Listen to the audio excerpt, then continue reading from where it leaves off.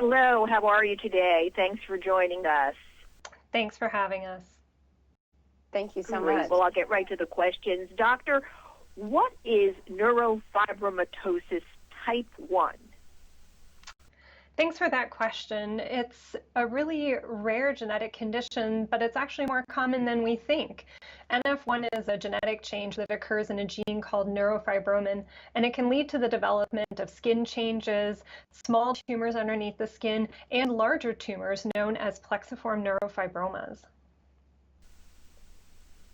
And doctor, what are PNs? Yeah, these PNs or plexiform neurofibromas are a type of tumor that occurs inside the nerve sheath of our bigger muscle or nerve groups.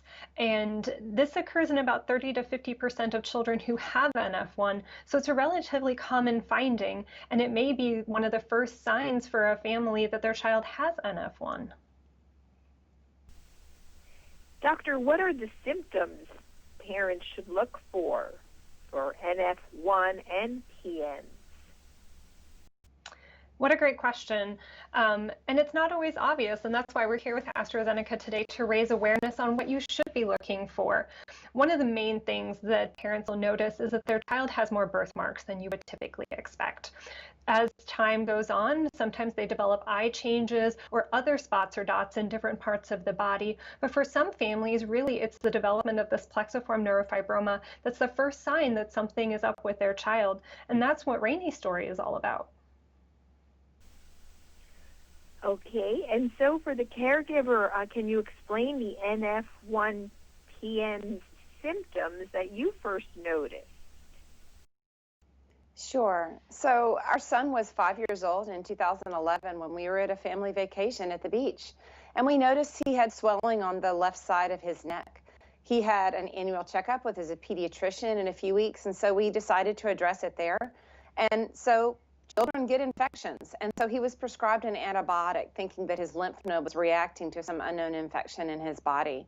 And when that antibiotic was not successful, we were sent to a pediatric surgeon to determine next steps. And unfortunately, that surgery did result in identifying that it was not a swollen lymph node. In fact, it was a plexiform tumor in his neck. So that's how our son was diagnosed with NF1, and by then he was 6 years old. And so the tumor involves his airway, it involves his carotid arteries, and it was growing rather rapidly, outpacing his own growth for several years. And it was an incredibly fearful and challenging time for us as parents. And as a mother, it was a very, very fearful time to look at my 6-year-old son and not know what his future held. Oh, I can imagine. What are the biggest challenges for you as a caregiver of a child affected by this, and also then the most rewarding aspects? So I mentioned it was a very fearful time to receive that diagnosis and to be told that your son has an incurable genetic disorder. That just left us speechless and in a really dark place. The challenges immediately were what to do, what questions, how do we get these answered? And the result of that was putting together a really strong medical team that we could trust and would trust us with giving them the information to establish a plan for surveillance and a plan for care for our son. So for us, over the years, that's involved an ENT, a surgeon, an oncologist who really is the one calling the shots right now, and a geneticist team. So we're in an NF1 specialty clinic that is able to coordinate that care for us. And so the reward for that is that we now have hope, where once we did not have hope, and they were able to establish a really strong treatment plan for our son. I mentioned that he was diagnosed around age 5 and 6. He's now 15 years old and he started high school this year. He's with us and he's thriving. As a result of that treatment plan, his airway is significantly improved and his carotid arteries have remained very, very healthy.